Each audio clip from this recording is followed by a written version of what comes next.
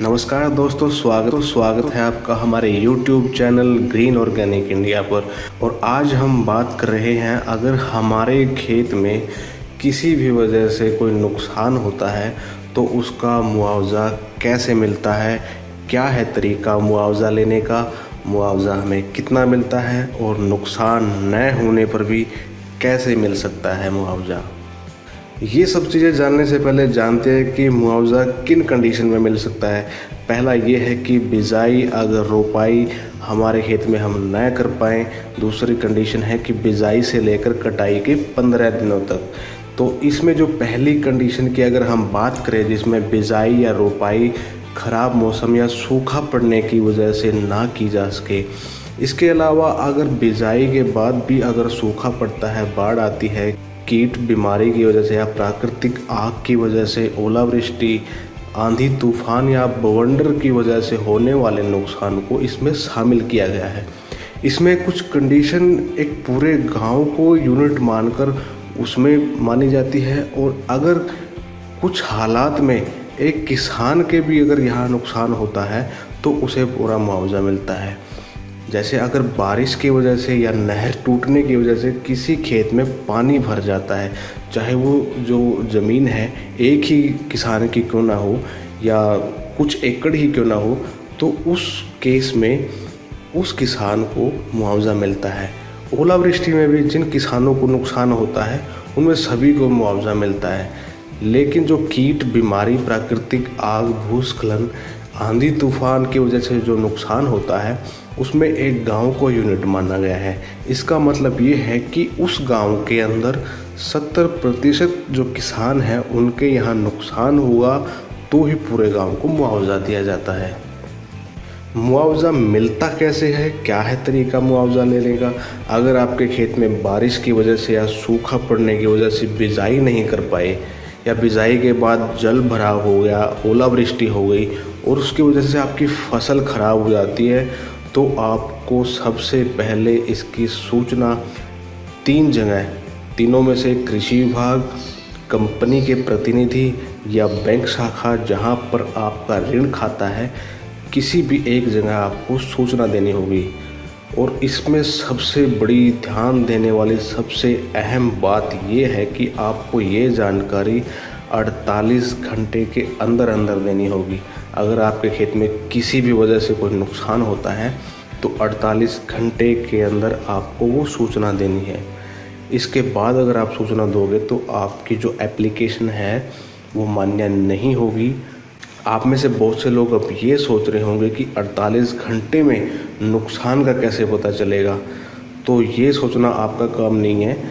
अगर आपको भारी बारिश या ओलावृष्टि से लगता है कि आपकी फसल को थोड़ा भी नुकसान हो सकता है, तो आपको सिर्फ जो एक फॉर्म दिखाया जा रहा है, इस एप्लीकेशन फॉर्म को भर के आपको जो कृषि विभाग, बैंक या फिर आपका जो कंपनी है वहाँ पर दे के आना है। वहाँ से जो है कृषि विभाग से एक टीम आएगी जिसके अंदर कृषि विभाग के अधिकारी होंगे, कंपनी के प्रतिनिधि होंगे, वो आपके खेत का निरीक्षण करेंगे। अब बात करते हैं मुआवजा मिलता कितना है। मुआवजे का जो निर्धारण है उस जो ब्लॉक में होने वाली औसत पैदावार के आधार पर किया जाता है। ब्लॉक की जो औसत पैदावार हो जाती है, जो पिछले 7 सालों की पैदावार होती है, उसमें से 2 साल की निकाल दी जाती है जब ज़्यादा होती है। तो जो प्रत्येक ब्लॉक और प्रत्येक गांव की जो औसत पैदावार है वो निकाली जाती है और वो अलग अलग होती है। ऐसे ही इस वजह से सभी राज्यों में बीमा राशि का जो प्रीमियम है वो भी अलग अलग होता है, और यह हर साल मामूली अंतर से कम या ज़्यादा हो सकता है। हर फसल के लिए बीमित राशि व बीमा की किस्त अलग अलग होती है। एक उदाहरण के लिए बताते हैं, जैसे मान लीजिए किसी भी ब्लॉक की जो पिछले 7 साल की औसत 20 क्विंटल प्रति एकड़ है मान लीजिए, और कंपनी ने बीमा की जो प्रीमियम है जो किसान से ली है 500 रुपये प्रति एकड़ मान लीजिए ले ली, जो उसकी बैंक शाखा है जहाँ पर उसका ऋण है वहाँ से काट लिए।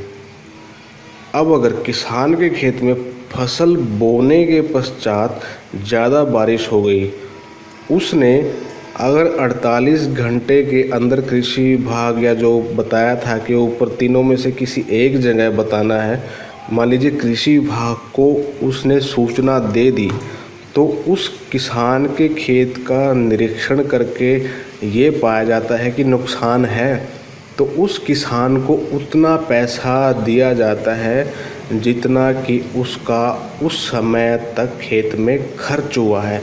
जैसे खेत की तैयारी का खर्च, खाद बीज दवाइयों का खर्च और सिंचाई का खर्च। और अगर नुकसान फसल में उस वक्त हुआ है जब खेत में दूसरी फसल आप नहीं बो सकते, समय जा चुका है, तो किसान को जो है उस फसल की पूरी बीमित राशि दी जाती है।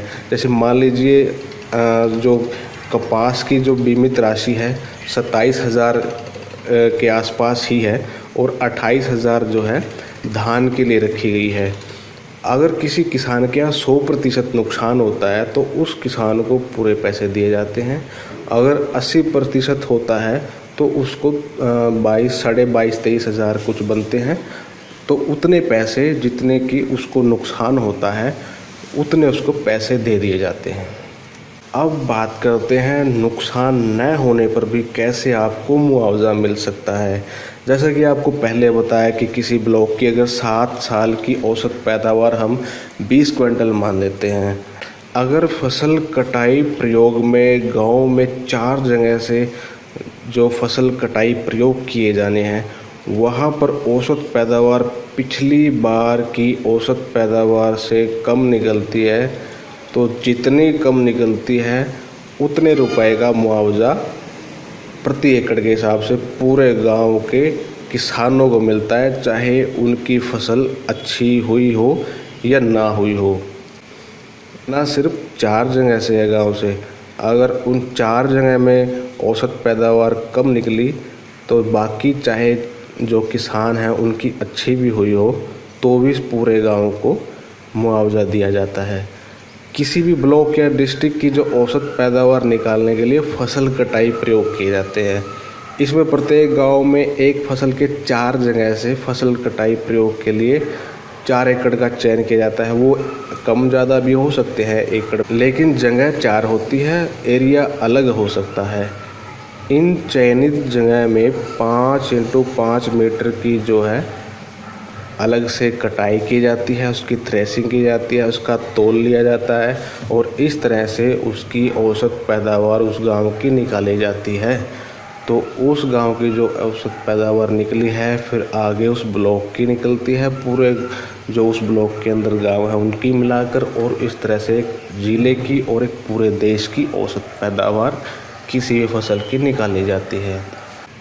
तो इस तरह से प्रधानमंत्री फसल बीमा योजना के अंदर जो मुआवजे का प्रावधान है वो जैसे कि आपको बताया है, अगर आपके खेत में कभी भी किसी तरह का नुकसान हो और प्रीमियम आपका काटा गया हो, अगर आप एक ऋणी किसान हो तो काटा ही गया है, वैसे भी आप अगर ऋणी किसान नहीं हो तो भी आप अपना फसली बीमा करवा सकते हो और इस स्कीम का फ़ायदा उठा सकते हो। Thanks for watching green organic India.